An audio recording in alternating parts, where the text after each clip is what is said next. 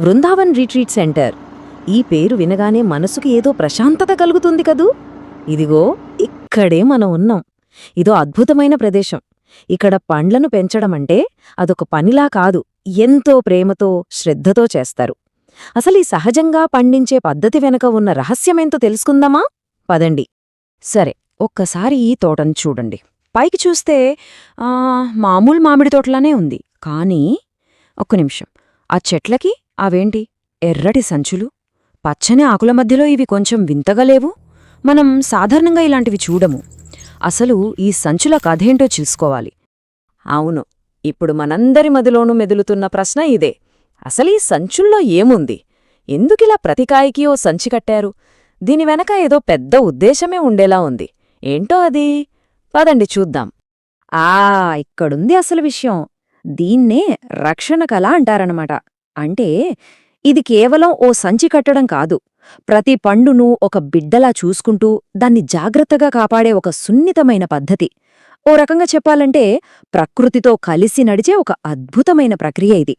చూసారా, ప్రతి పండు జీవితం మొదలయ్యేది ఇలాగే. పచ్చిగా, చిన్నగా, ఎండకి వానకి అన్నింటికీ ఎదురు నిలబడాలి. ఈ దశలో అవి చాలా సున్నితంగా ఉంటాయి. అందుకే వాటికి ప్రత్యేకమైన శ్రద్ధ, రక్షణ చాలా అవసరం. ఇప్పుడు చూడండి, ఈ రెండు ఫోటోల మధ్య తేడా ఎంత స్పష్టంగా కనిపిస్తుందో. ఎడమవైపు రక్షణ లేకుండా ఉన్న ఒక మామూలు పచ్చికాయ, కుడివైపు జాగ్రత్తగా సంచి కట్టి ఒక కవచంలా కాపాడుతున్న కాయ. ఈ ఒక్క చిన్న మార్పు ఎంత పెద్ద తేడాని తీసుకొస్తుందో మనం ముందు ముందు చూడబోతున్నాం. సో, ఈ మొత్తం ప్రాసెస్ చూడ్డానికి చాలా సింపుల్గా అనిపిస్తుంది. ఫస్ట్ కాయలు కొంచెం పెరగడం మొదలవ్వగానే రెండో స్టెప్, వాటికి ఇలా జాగ్రత్తగా సంచులు కట్టేస్తారు. ఇక మూడోది, ఇది చాలా ముఖ్యం, వాటిని చెట్టు మీదే సహజంగా పండనిస్తారు. దీనివల్ల ఏమవుతుందంటే పండు రుచి, దానిలో ఉండే పోషకాలు, ఆ క్వాలిటీ అన్నీ అద్భుతంగా ఉంటాయన్నమాట. ఓకే, ఇంత ఓపికతో, ఇంత శ్రద్ధతో పెంచిన తర్వాత ఆ ఫలితం ఎలా ఉంటుందో చూడాలని మనకి కూడా చాలా ఆసక్తిగా ఉంది కదా. ఇంకెందుకు ఆలస్యం, ఆ బంగారు రహస్యమేంటో చూసేద్దాం రండి. ఈ పని చేస్తున్నవాళ్లే చెప్తున్నారు, వినండి. ఇప్పుడు మనం పండును బయటకు తీస్తున్నాం. పండు యొక్క బంగారు రంగును మీరు చూడవచ్చు. ఆ మాటల్లో ఎంత ఆనందం, ఎంత సంతృప్తి ఉన్నాయో కదా. వావ్, చూశారా అద్భుతాన్ని? ఆ సంచి లోపల ఎంత అందంగా బంగారు రంగులోకి మారిపోయిందో. ఎలాంటి రసాయనాలు, మందులు వాడకుండా చెట్టు మీద సహజంగా పండిన ఈ పండు. హహ, దీని రుచి ఊహించుకుంటేనే నోరూరుతోంది. అయితే ఈ శ్రద్ధ, ఈ పద్ధతి కేవలం మామిడి పండ్ల వరకే అనుకుంటే పొరపాటే. ఈ బృందావన్ రిట్రీట్ సెంటర్లో ఉన్న తోట మొత్తం ఓ పచ్చని స్వర్గంలా ఉంటుంది. రకరకాల పండ్లతో కళకళలాడుతూ ఉంటుంది. ఉదాహరణకి ఇక్కడ ఈ అరటిగెలలు చూడండి, ఇంకా ఆ సపోటా నుత్తురు, చివరిగా ఈ నిమ్మకాయలు కూడా.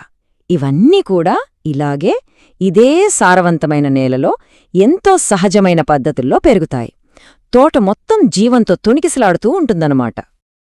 సరే, ఇప్పటిదాకా పద్ధతి చూశాం. కానీ దీని వెనుకున్న అసలైన ఫిలాసఫీ ఏంటో ఇప్పుడు అర్థం చేసుకుందాం. ఇది కేవలం పండ్లు పండించే టెక్నిక్ మాత్రమే కాదు, ఇది ప్రకృతితో కలిసి జీవించే ఒక విధానం. ఒక్కసారి కళ్ళు మూసుకుని ఆ వాతావరణాన్ని ఊహించుకోండి, ఎంత ప్రశాంతంగా ఉందో.